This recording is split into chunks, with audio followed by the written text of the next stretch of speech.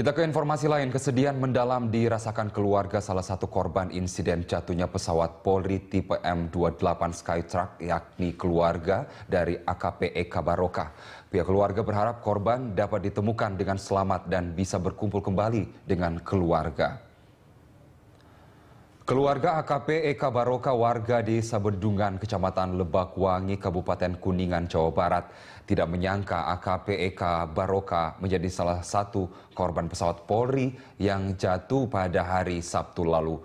AKP Eka Barokah merupakan anak keempat dari 5 bersaudara dari pasangan orang tua Rudi dan Yunanti. Orang tua dari AKP Eka Barokah berharap anaknya dapat segera ditemukan. Hingga saat ini, tim gabungan yang terdiri dari Polri, TNI, dan tim SAR masih menelusuri titik hilangnya pesawat di perairan Lingga, Kepulauan Riau.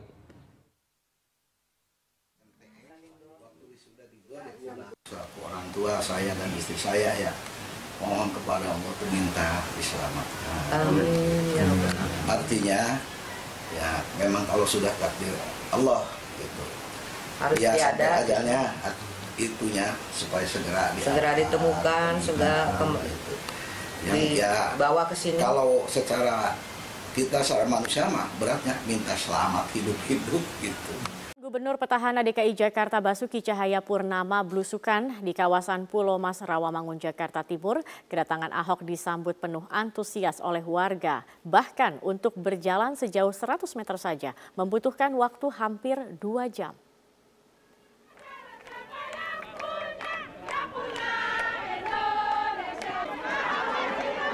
Ahok didampingi sejumlah anggota tim pemenangan belusukan di kawasan perumahan warga Pulau Mas, Jakarta Timur.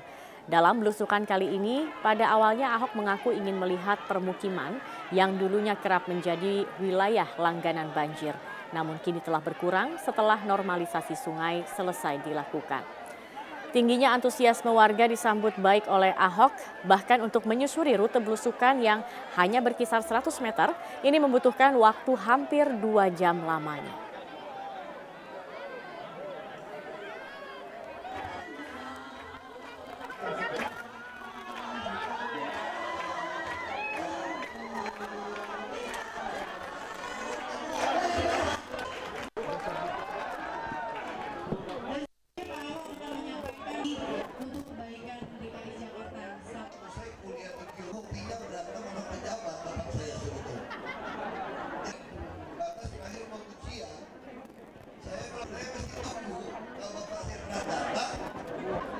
Nah, bagaimana kemudian relevansinya 3 partai ini mendukung calon gubernur yang lain untuk DKI Jakarta? Sementara tadi kecurigaannya dari Kapolri, Panglima adalah aksi ini akan lebih daripada mentersangkakan Ahok, menahan Ahok, tapi menggoyang pemerintahan Jokowi. Nah, kemudian pantas dong publik menanyakan loyalitas dari 3 partai ini untuk pemerintahan Jokowi JK apabila tujuan dari demo-demo ini adalah at the end of the day adalah untuk menggoyang pemerintahan Jokowi, Mas. Sebenarnya kami semua sudah cukup terbiasa dengan pilkada. Bahkan sebelumnya misalnya Mas Romi juga menyampaikan kepada Ibu, mohon maaf pilihannya berbeda karena basis konstituennya. Proses dialog sudah biasa kami lakukan. Ada perbedaan poros politik di daerah, di tingkat kabupaten kota, provinsi, nasional. Itu suatu hal yang sudah biasa terjadi. Hanya karena ada aktor politik tadi. Sehingga resonansi di dalam pilkada DKI itu menjadi begitu kuat. Terlebih dari peta 2019, dari Mas Burhan tadi sudah menyatakan elektabilitas Pak Jokowi begitu tinggi. Tentu saja ini memunculkan bagi mereka yang berpikir, yang mau mempersiapkan generasi mudanya misalnya untuk pilkada 2019, jadi berpikir ulang. Baik. Nanti saya akan tanyakan. Kalau saya pribadi itu kalau sampai menggulingkan pemerintah saya tidak percaya. Tetapi kalau untuk make a dance, mengganggu untuk 2019 itu mungkin. Pemirsa, inilah headline news pukul 1 waktu Indonesia Barat. Kasat Narkoba Polres Pasaman AKP YL terancam dipecat jika terbukti terlibat kasus narkoba. Saat ini AKP YL masih ditahan di Mapolda Sumbar untuk proses penyidikan. Kapolda Sumatera Barat, Brigjen Basarudin menegaskan tidak menutup-nutupi jika ada anggota polisi yang terlibat narkoba termasuk Kasat Narkoba Polres Pasaman AKP YL yang saat ini diperiksa dan ditahan di Mapolda Sumatera Barat. Kasus AKP YL terungkap dari pengakuan pemandu karaoke yang mengaku mendapatkan sabu dari AKP YL. BNN Provinsi Sumatera Barat yang bekerja sama dengan Polda Sumbar menelusuri kasus narkoba tersebut dan kemudian menangkap AKP YL. Kapolda Sumbar menegaskan selama 10 bulan bertugas, sudah 5 anggota Polda Sumbar dipecat karena kasus narkoba. Polda meminta masyarakat untuk melaporkan anggota polisi yang terindikasi baik pemakai maupun pengedar narkoba. Barang buktinya 16 paket. Kalau anggota kita salah, nggak ada yang saya tutup-tutupi. Ini kan dalam rangka penyidikan kan, sampai sejauh mana keterlibatan Kasat Narkoba itu. Saya sudah ada 5 anggota kita pecat gara-gara narkoba. Selama saya 10 bulan di sini. Itu Kasat Narkoba sekarang masih menjabat Kasat atau sudah di? Ya, sementara kan masih menjabat tapi tidak aktif lagi kan ada perwira yang di bawahnya. Selamat siang, inilah headline news pukul 13 waktu Indonesia Barat. Pemirsa, sebuah jembatan penghubung antar kecamatan di Blora, Jawa Tengah ambruk. Akibatnya warga harus menyeberangi sungai untuk beraktivitas sehari-hari. Dan seperti inilah kondisi jembatan yang menghubungkan sejumlah desa dan kecamatan di Blora. Bagian jembatan patah dan ambruk ke dalam sungai akibat tergerus arus sungai. Jembatan yang berusia lebih dari 40 tahun ini belum pernah dilakukan perawatan pada bagian tiang penyangga. Akibat ambruknya jembatan tersebut menyebabkan aktivitas warga terganggu. Warga pun terpaksa menggunakan jalur alternatif sejauh puluhan kilometer. Bahkan sebagian warga lain memilih untuk menyeberang sungai.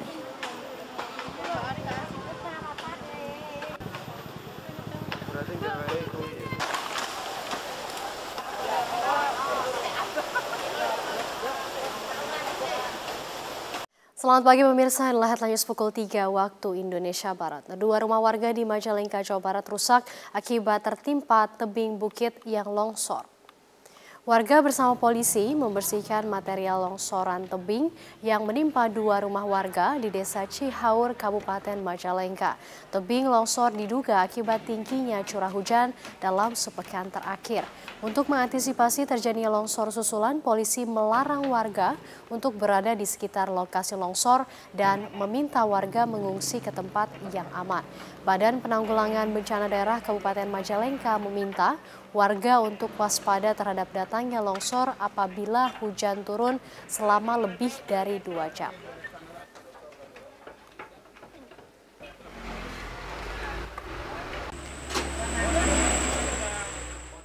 Inilah headline news pukul 9 waktu Indonesia Barat. Pemirsa, kecelakaan lalu lintas terjadi di Jalan Lintas Sumatera jalur Medan menuju Aceh antara sebuah mobil pickup yang membawa pekerja PLN dan sebuah minibus. Akibatnya 1 orang tewas dan 7 lainnya luka-luka. Peristiwa berawal saat mobil pickup membawa 8 orang pekerja kontrak pemasangan tiang PLN yang melaju dengan kecepatan tinggi dari arah Medan menuju Pangkalan Berandan. Namun naas saat hendak melewati truk di Jalan Lintas Sumatera, Desa Air Hitam, tiba-tiba mobil oleng hilang kendali kemudian menabrak mobil minibus yang datang dari arah berlawanan hingga kedua mobil terbalik. Polisi lalu lintas yang turun ke lokasi kejadian bersama warga mengevakuasi semua korban ke RSUD Tanjung Pura. Seorang penumpang pickup tewas saat dalam perjalanan menuju rumah sakit, sedangkan 7 pekerja kontrak PLN lainnya mengalami luka-luka.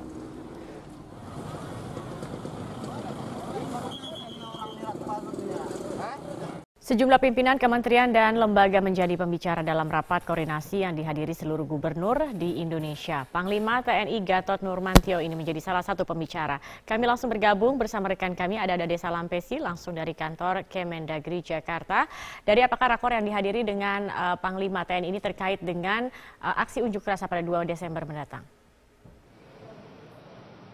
Secara implisit, tuan rumah Menteri Dalam Negeri Cahyokumolo mengungkapkan bahwa rapat koordinasi yang dihadiri oleh hampir seluruh gubernur dari seluruh Indonesia ini tidak membahas situasi ataupun dinamika politik di seluruh Indonesia jelang rencana aksi unjuk rasa 2 Desember mendatang di DKI Jakarta.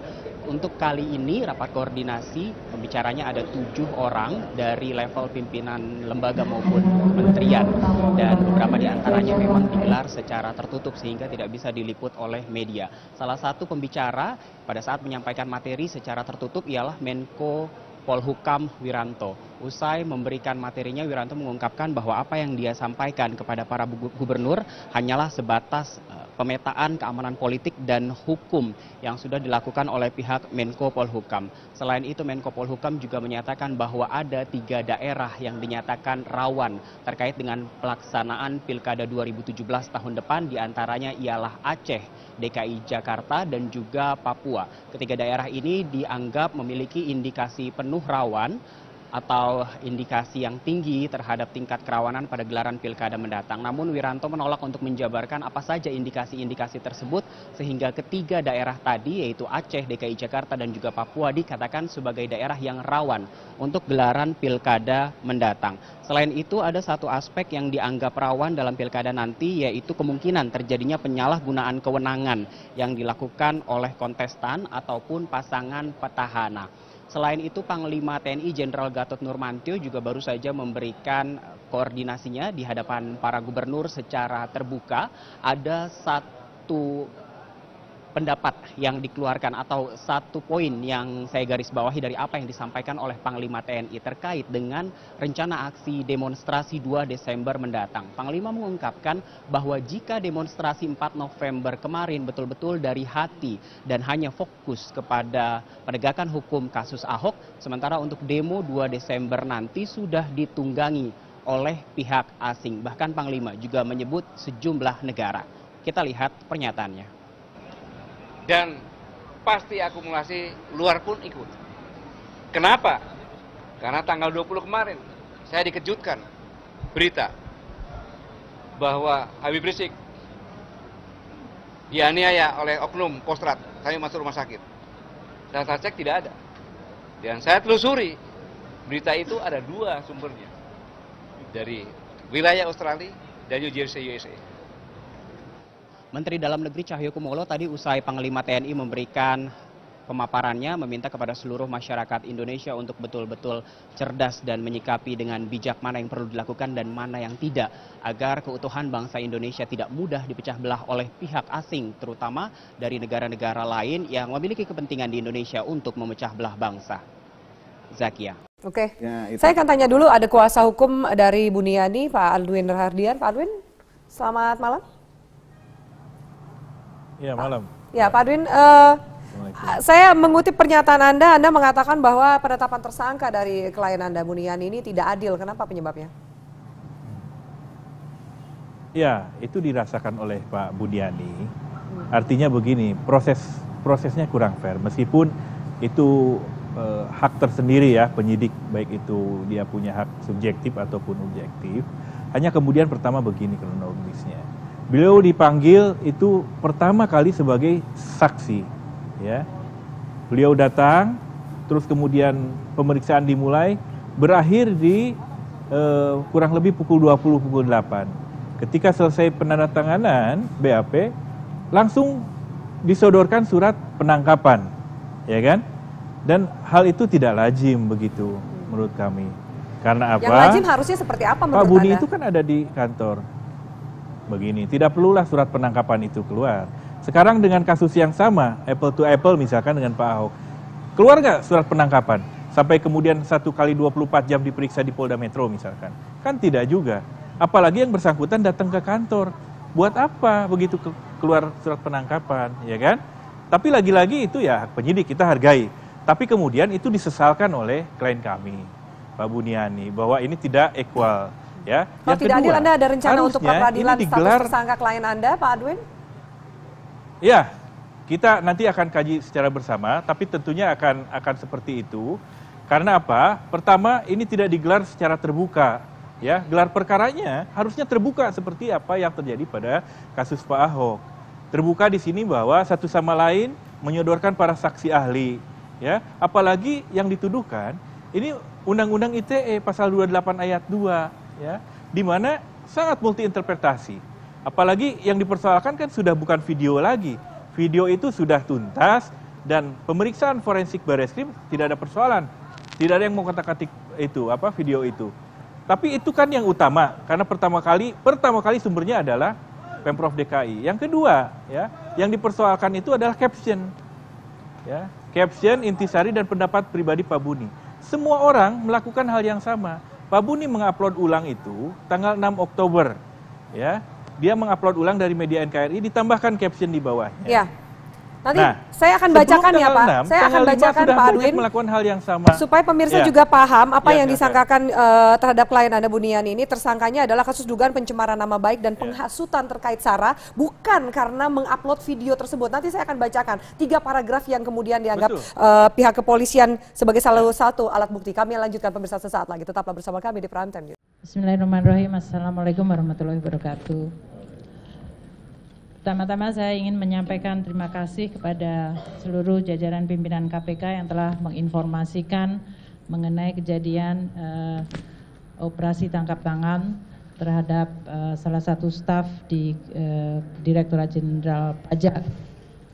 Tentunya saya sangat kecewa terhadap tindakan dari aparat pajak, terutama pada saat kami semuanya sedang di dalam proses untuk membangun kembali kepercayaan wajib pajak melalui suatu program tax amnesty yang ini menggambarkan dibutuhkannya kepercayaan dua belah pihak, yaitu dari wajib pajak dan juga dari aparat pajak. Tindakan yang dilakukan oleh Oknum HS dari Direktorat Jenderal Pajak mencerminkan suatu pengkhianatan terhadap prinsip-prinsip tata kelola yang baik, integritas, dan kejujuran yang selama ini merupakan nilai-nilai yang dianut oleh Kementerian Keuangan dan Direktorat Jenderal Pajak. Jadi ini merupakan suatu tindakan yang mencederai nilai-nilai dan tentu juga mencederai kepercayaan dari koleganya yang lain. Seperti dikatakan oleh pimpinan KPK, Pak Agus, bahwa sebagian besar dari jajaran Direktorat Jenderal Pajak adalah para aparat yang punya komitmen tinggi untuk membangun institusi pajak menjadi institusi yang bisa dipercaya oleh publik, untuk mengumpulkan kewajiban sangat mengecewakan bagi seluruh jajaran Direktorat Jenderal Pajak dan tentu bagi pimpinan di Kementerian Keuangan, termasuk saya sendiri secara pribadi yang sangat kecewa. Kami Kementerian Keuangan, saya sendiri akan terus mendukung langkah KPK untuk mengusut kasus ini secara tuntas. Kasus ini sudah masuk di dalam proses penegakan hukum dan oleh karena itu Kementerian Keuangan akan berkomitmen membuka akses yang seluas-luasnya bagi KPK untuk mendalami kasus ini.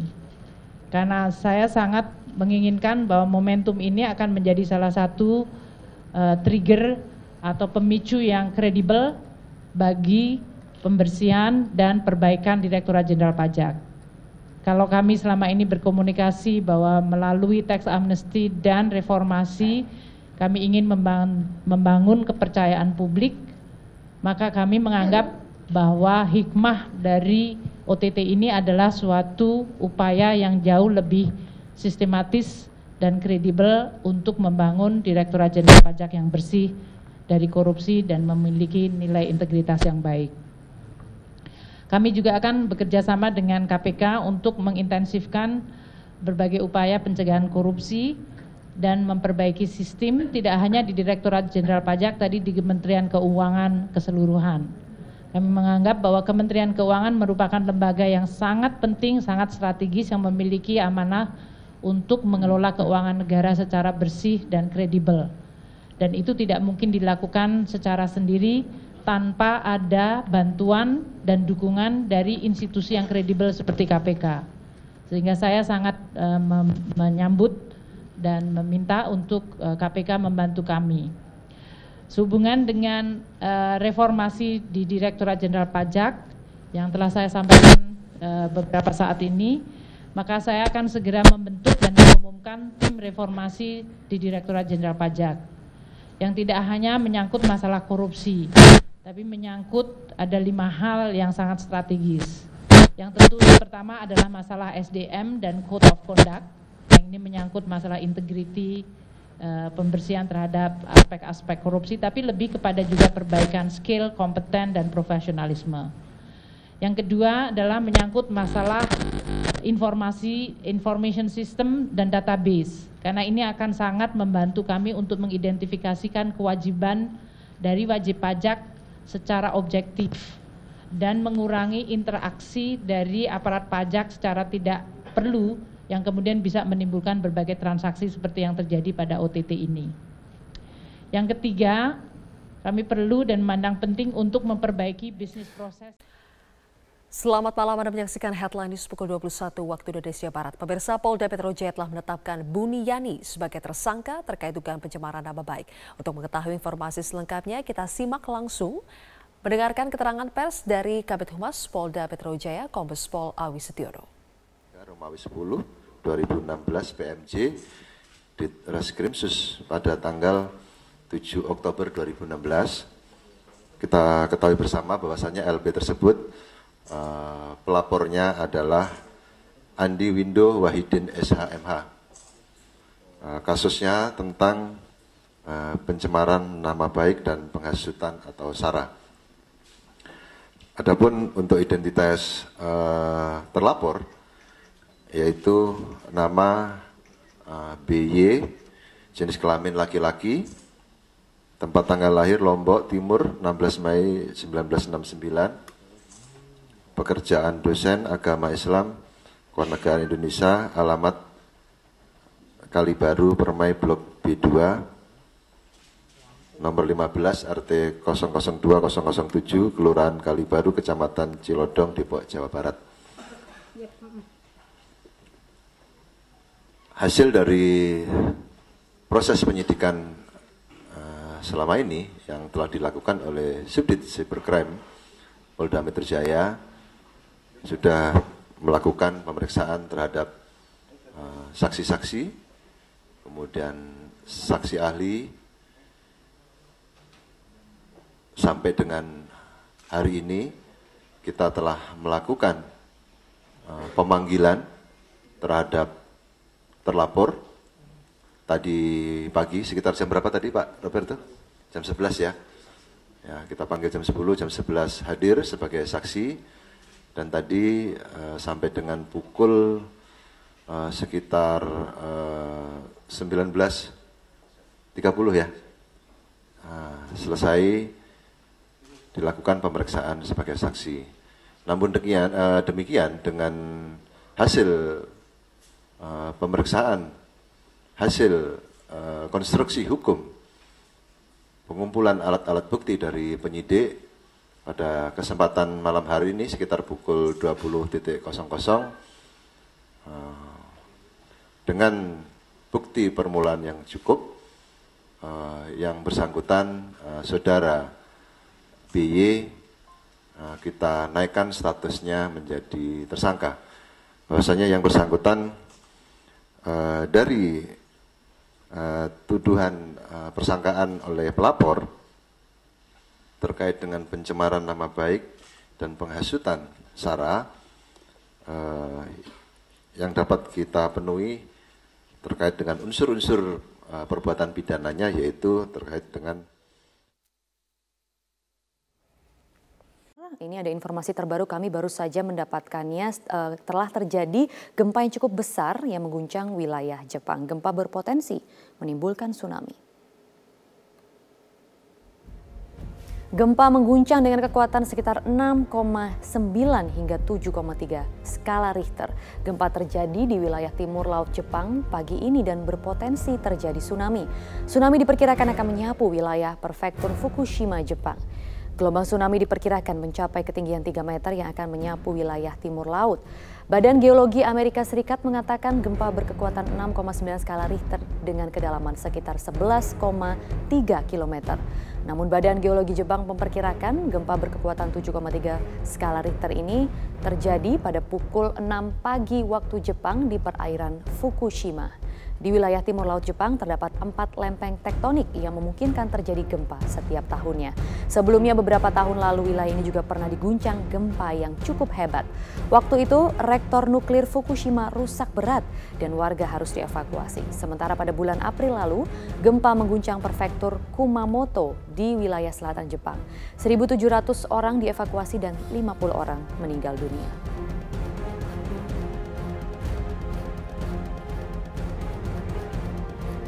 Dan pemirsa, ini adalah gambar yang kami dapatkan dari stasiun televisi NHK dan ini memperlihatkan pantai Fukushima yang sedang menunggu detik-detik terjadinya tsunami.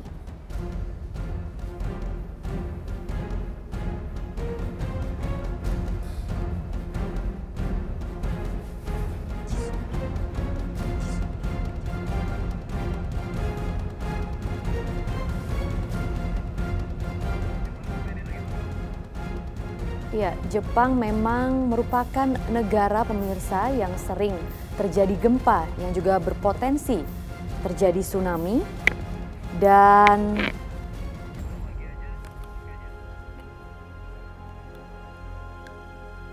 saat ini pantai Fukushima juga menurut Badan Geologi setempat sedang menunggu detik-detik tsunami di sana. Dan pemirsa, gempa dengan kekuatan sekitar 6,9 hingga 7,3 pada skala Richter ini mengguncang wilayah Jepang pada sekitar pukul 6 waktu setempat. Gempa terjadi di wilayah timur laut Jepang pagi ini dan berpotensi terjadi tsunami.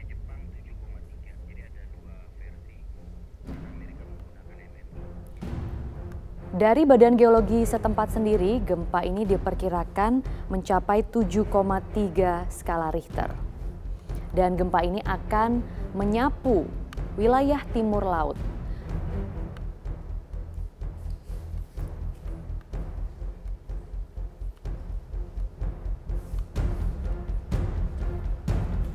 Dan pemirsa, di wilayah timur laut Jepang terdapat 4 lempeng tektonik yang memungkinkan terjadi gempa setiap tahunnya. Sebelumnya beberapa tahun lalu wilayah ini juga pernah diguncang gempa yang hebat. Waktu itu reaktor nuklir Fukushima rusak berat dan warga harus dievakuasi.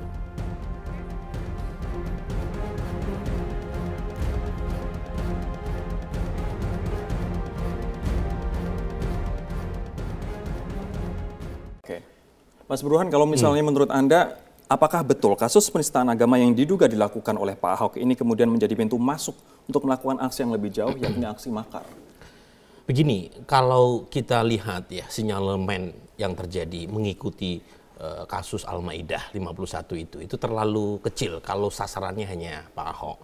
Jadi kalau saya lihat memang ada dua indikasi. Indikasi pertama, Ahok semata-mata menjadi semacam sasaran antara untuk tujuan akhir yang bukan berhenti pada Ahok saja. Mengapa demikian? Kalau Ahok saja yang menjadi sasaran itu terlalu, tanda kutip, terlalu kecil. Terutama buat mereka yang punya motivasi politik di luar dari itu. Nah, apa alasannya? Alasannya simple.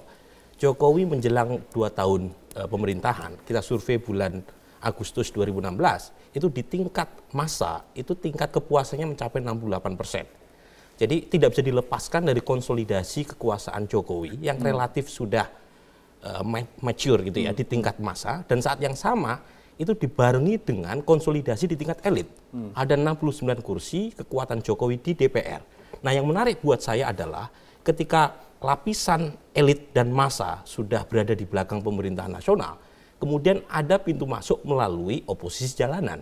Nah, pintu masuknya memang melalui kasus Ahok. Mengapa demikian?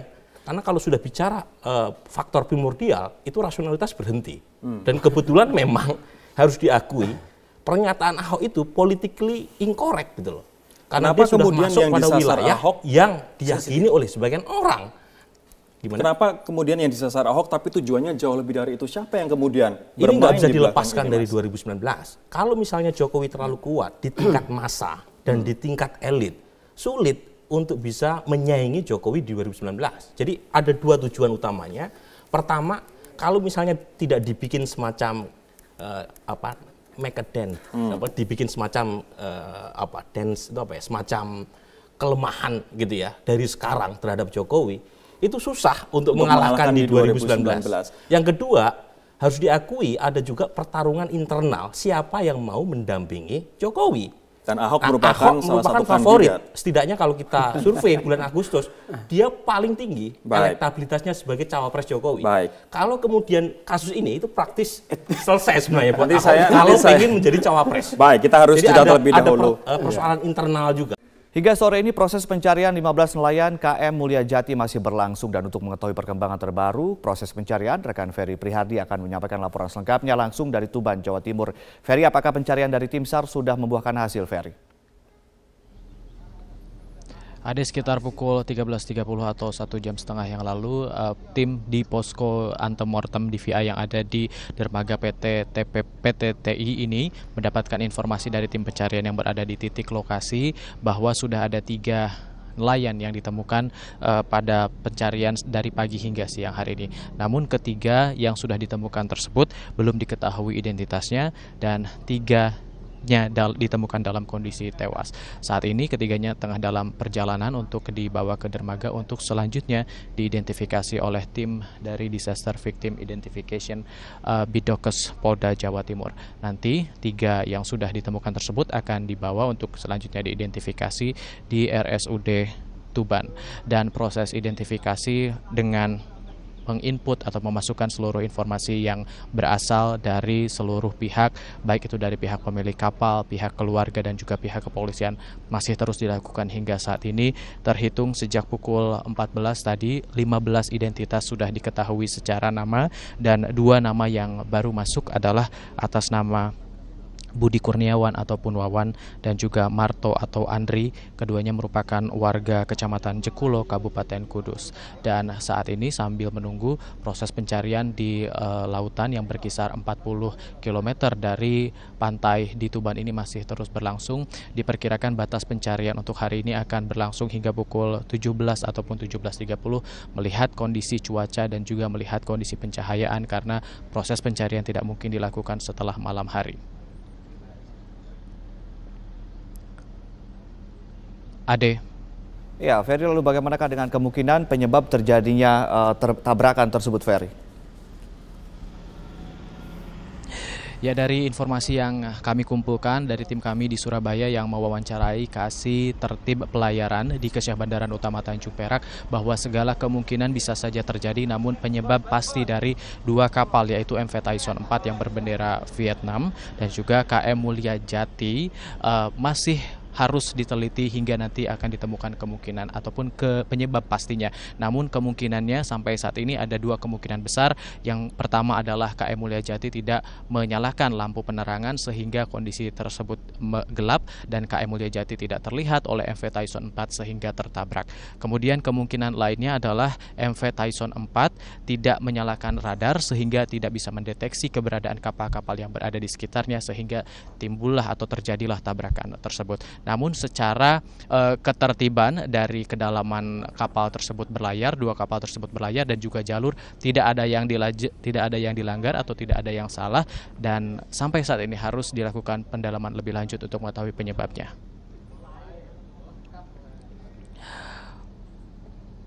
Untuk sementara kembali ke studio Ade. Baik, terima kasih Ferry Prihardi melaporkan langsung dari Tuban, Jawa Timur, dan selamat kembali bertugas. Selamat siang pemirsa, inilah Headline News pukul 14 waktu Indonesia Barat. 15 nelayan dinyatakan hilang akibat kapal berbendera Thailand dan kapal nelayan tabrakan di perairan Tuban, Jawa Timur. Berdasarkan informasi petugas Pelabuhan Brondong Lamongan, tabrakan terjadi pada pukul 4 dini hari tadi saat kapal berbendera Thailand KM Tyson sempat membawa tapioka dari Thailand tujuan Surabaya bertabrakan dengan KM Mulia Sejati. Dan untuk mengetahui bagaimana upaya pencarian 15 nelayan yang hilang, saat ini kita sudah terhubung dengan Pak Misngadi, Syah Bandar Pelabuhan Brondong, Lamongan, Jawa Timur. Selamat siang, Pak. Selamat siang. Ya, bagaimanakah upaya atau bagaimanakah kronologis peristiwa ini, Pak? Siap. Kronologi kejadian ini saat pagi sekitar pukul 4 pagi. Itu kapal nelayan Mulia Sejati ditabrak MV Tyson 4. Ya. Di posisi kurang lebih 17 mil dari Pelabuhan Brondong gitu, Pak. Ya. Bagaimanakah upaya pencarian saat ini, Pak? Untuk posisi sekarang sudah dalam taraf evakuasi terhadap 12